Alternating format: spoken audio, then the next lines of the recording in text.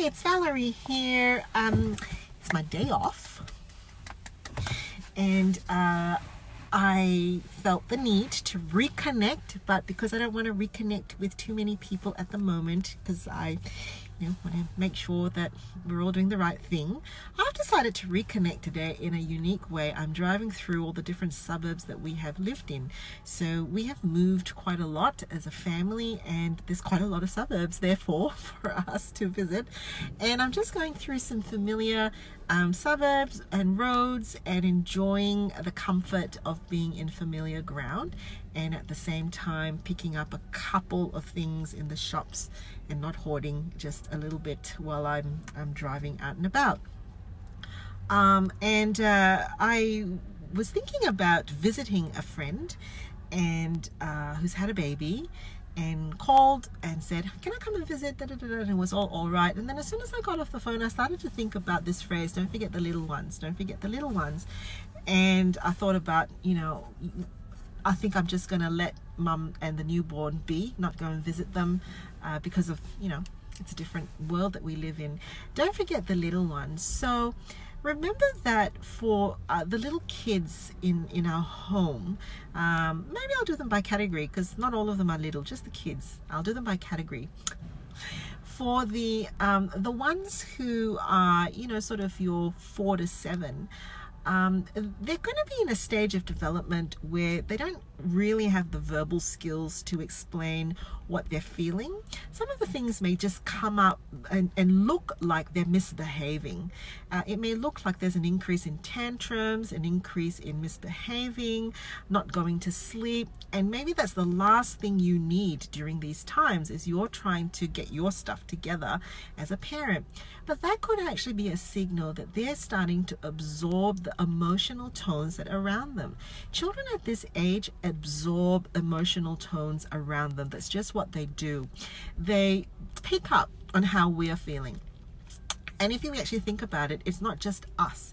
It's the neighbors, it's the aunts, it's the uncles, it's the grandparents. Every adult in their world has got a somewhat heightened level of distress. And so children will pick up on these emotional tones, and it causes their little emotional batteries to go in overdrive as well. And some of the more common ways that they're going to show and express this can look like misbehavior. So go gentle on them, go easy on the little ones. Remember them. Remember that they're just little sponges soaking up emotions around them. And then there are going to be the kids in sort of age 7 to 9, where typically we find that this is where worries come up, with kids. And that is because the world suddenly becomes this real place. It's not just cartoons or make-believe stuff. They're starting to catch snippets of news, catch snippets of conversation, and because they don't have the life experience framework to figure out what they're hearing and to assess the likelihood and the probability of things happening, children in this age group can really exponentially worry about things. And what they do then is that they take the bits and bobs that they hear and try to make a rationale or some conclusions on their limited life experience, and then the worries can actually look really, really bad. The types of worries that children may have in this age would be things like separation anxiety, worrying that something bad may happen to you, that when you go out you may never come out again. They may have worry of there's not enough money in the house. They may worry that we may run out of food.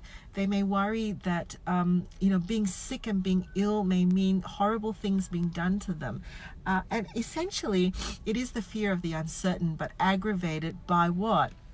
You see, when children this age come to talk to us as psychologists, we actually get them to do some reality testing. We get them to reassess the likelihood that things are going to happen and the probability that it's going to happen. And of course, in this state, it looks like the reality is 100% confirmed. All their worst fears are 100% confirmed. So remember them.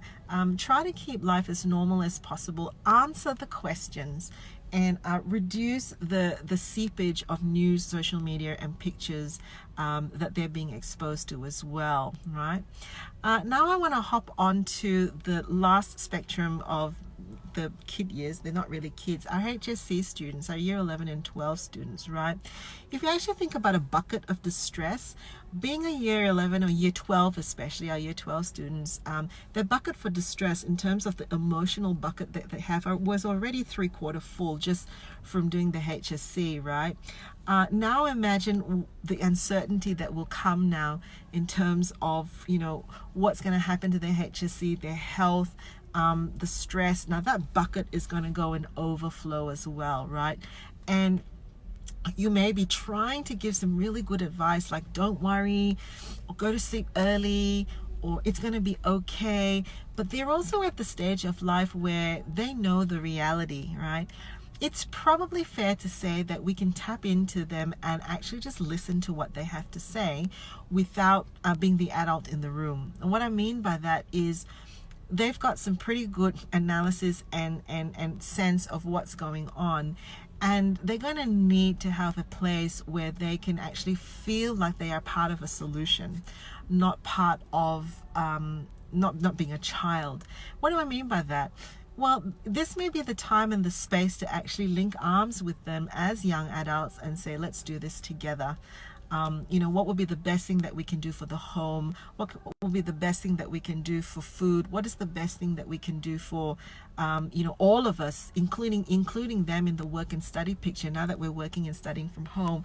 And, you know, it can really give young adults a sense that they have some mastery and some control, therefore, of something, and bring to the fore some of the strengths that they may have, some of the skills that they may have that can help them to feel like, oh, actually, even in tough situations, I can figure it out. And, you know, and then by comparison, hopefully some of that HSC fear and stress can be put into perspective. So this is the time for honesty. Talk to our kids. Answer their questions. With the little ones, it may seem incessant, and it may be a good idea to say, look, why don't we just get all the big questions out and we'll answer them one by one and look at them. And then you don't have to ask them again. It's all right. We've already answered the questions. This will be the time. This is the time when we can all embrace our millennial and Gen, what is it? I've forgotten, I've got a mind blank, but you know, our millennials and younger, whereas before we were all like, oh, we don't understand them. Let them rise to the fore now, people. Let them come with their ideas. Let them teach you. Let them open up the world to you as they show you how they connect, how they think, how they have healing in their hands with the technology, right? In our office, like they just have to touch the speaker and the printer and it, boom, it works. The gremlins dissolve. Let them come to you with their ideas, their thoughts, and their out of the box thinking, and give them a sense that they're contributing to the positive movement and the positive solutions of making a better tomorrow. I think it's a really helpful and a really important space. We're all going to need one another, and feeling like we're part of the solution is a really helpful, really anchoring space that our young adults can be in. All right, it's time for me to head out and embrace and brace for what the supermarkets look like today. Catch you later.